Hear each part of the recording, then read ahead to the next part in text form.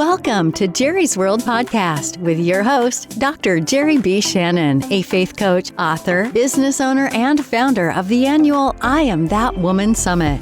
This podcast is for women, where we will be talking about walking by faith and not by sight, and learning about how to live faith first by believing in yourself and God. Be sure to visit jerryshannon.com for more information. And now, here is your host, Dr. Jerry B. Shannon.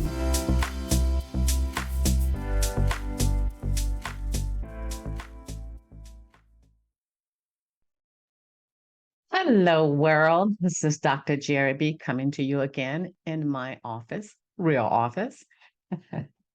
But I want to talk to you about faith. Of course, I am your faith coach, and I want to share 7 principles of faith and how you can utilize it in your own life. So let's get started. I don't want to be before you long, so let's get started. The first principle is gratitude. And that's the question you need to kind of like ask yourself. Are you thankful? Are you grateful for what God has done in your life? Or are you, tripping, as they call it, complaining? Because complaining doesn't get you anything. But if you find yourself in a space where you can just really sit down and begin to think about the things that God has done for you, you'll realize that you can be grateful, that you can say, Lord, I thank you, even though things is not going my way. You can literally say, I am grateful.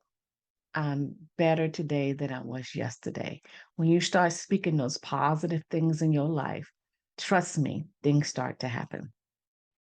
The second one is humility, being humble. And a lot of people think when it comes to humility, they think that you're a pushover, that you're humble and people just run all over you. No, that's not what humility really means. Humility really means is that no matter how much God blesses you or where you at in life, that you're humble about it. It is totally misunderstood because a lot of times people think humility is, no, you ain't gonna run over me. No. What it really means is that you stay humble even when things are great, and really stay humble when things is not going that great. Okay. So humility is so important. The next one I want to talk about, one of the principles, is being optimistic. So many times when we plan things in life, we want things to happen in our life. We're not optimistic. We need to be like a child. You know how when a child, you promise a kid something, how excited they are, how much they want to, and they believe you. I mean, and you might be lying. You might tell them you're going to give in the world, which they know you can't, but it doesn't matter with them. So what you do, huh? You start believing the things that God tell you and not the things that all the trouble that you have been through and then came through before. Okay. So you have to have a childlike spirit. It reminds me when I first came to California, I always had that childlike spirit to believe God for anything. If he told me that I can do it, guess what? I believed him. And I still believe him today. That no matter what it is, guess what? I am proactive in a state of mind to believe that if God said it's going to happen, guess what? It's going to happen. So you have to begin to be optimistic, be childlike, okay? Being childlike to see where God wants you to go and what he wants you to do. And be a child and trust him. Sometimes it's almost like this. When you see when your dad, or even I've seen moms do it, they take the child and they throw them up in the air, and guess what? And they catches them, and that kid is in the air, floating on his way down, giggling his life out, laughing out loud, right? And they have no thought that you're going to drop them. They have no thought that, oh my God, is he going to throw me up here and not going to catch me? No, it's like a child. They know they're going to be all right in your arms. So you have to be optimistic. Now, the next thing, number 4, is generosity. Okay. Uh, I think sometime in our life, because we're going through, we have challenges. We really don't know how to be generous. And when it comes to giving, my husband and I, we were just talking the other day. We went to counting about that, how many people have actually allowed to come live in our home, and we actually nurtured them back to health. And the first we start out, he said, it's been about what, 7 people? And he went to naming them, and I say 7. Then of course I begin to think of other people and I begin to name them. I said, oh gosh, there's about 15, 10, 12, 15 people that have lived in this house that we helped. And it's not that for us to get the glory or to boast about it, but it's about being generous with what you have. You might not able to do a whole lot. And trust me, I'm not saying let strangers come live in your house, which we have done that. Okay. We have done that. But at the same time, I got a call, but I got to let it go. At the same time, we have to understand that in being generous, okay, being, you feel better. You feel larger than life when you're generous, okay?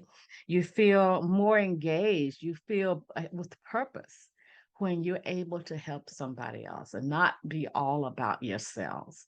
So generosity is number 4. Number 5 is forgiveness. That's a big one. Who have you not forgiven? Jerry, and they did something really bad to me. I understand. They raped me. I understand. They beat me. I understand. They did me wrong. I do understand. I've been there, done that. But I understand that they can't control my life unless I give it to them. I don't know why everybody want to call me right about now, but I should have turned my phone off. But you know what? This is my life. This is what I do. Okay.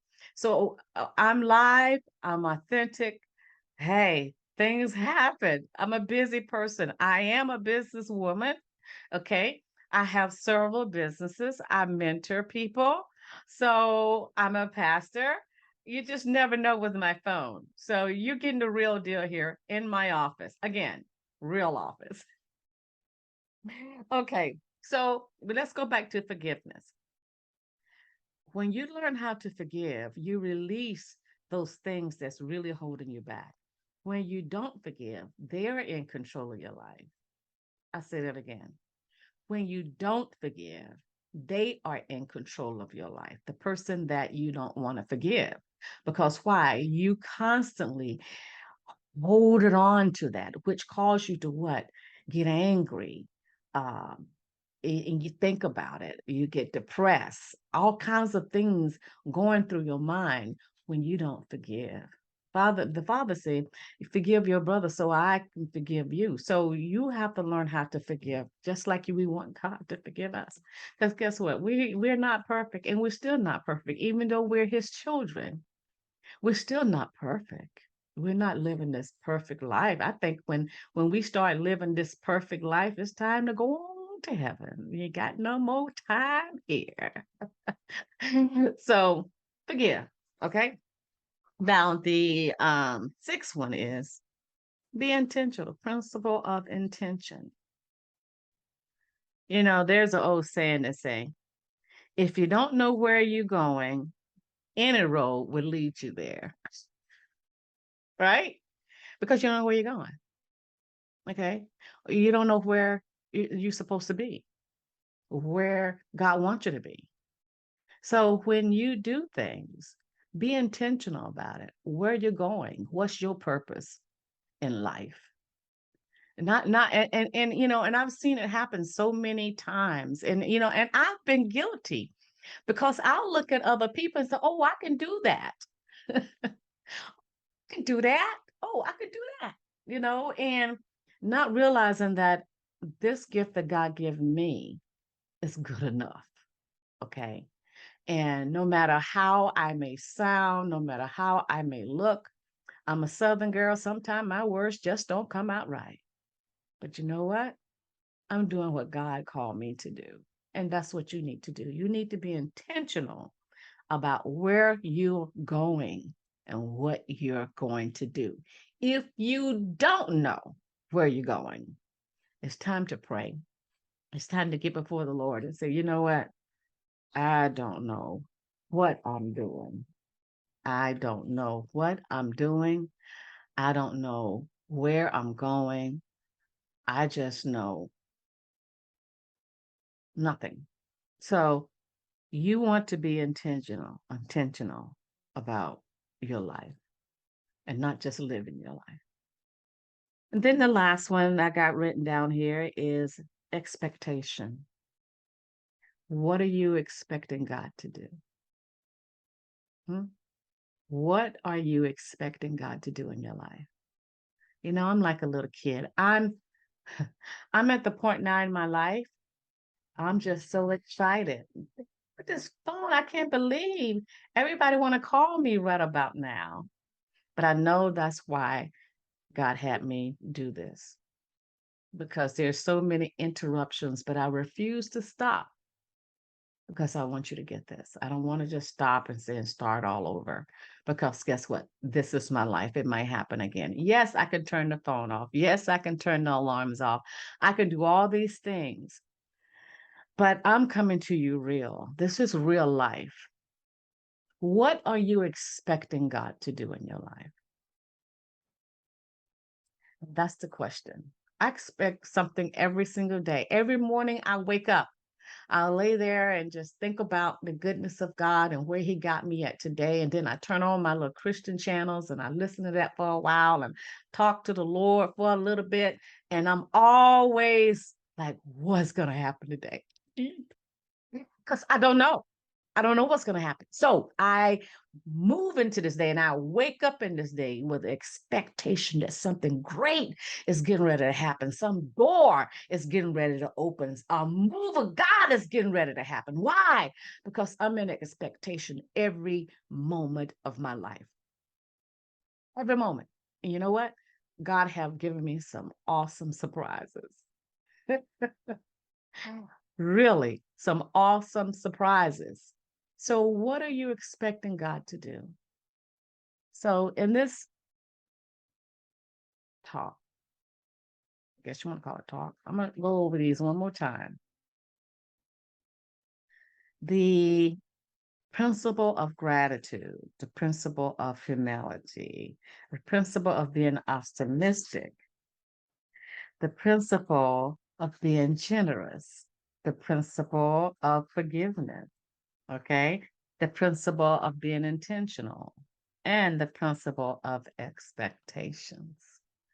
Write those down and think about it and meditate on it. And once you begin to get these down and say, okay, this is what I'm called to do, Lord. Okay, I'm going to be intentional about it. I'm going to be motivated about it.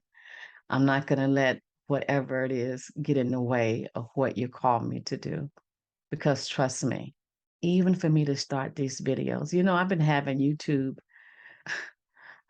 YouTube account forever. And every now and then I'll post a video. And now you'll see me come on every week. You know what? It really doesn't matter. If I reach one person, that's all that matters. I've reached so many people in my life. And however God want to use me to reach you, it's okay with me. So I love you. Again, walk by faith and not by sight. Until next week, I'll see you. God bless. Love you. Again, plant you now and dig you later. We hope you enjoyed Jerry's World podcast. Tune in next week to learn more about manifesting your dreams. To reach out with questions and ideas, please contact Jerry by clicking the link below. Thanks for tuning in and see you next week.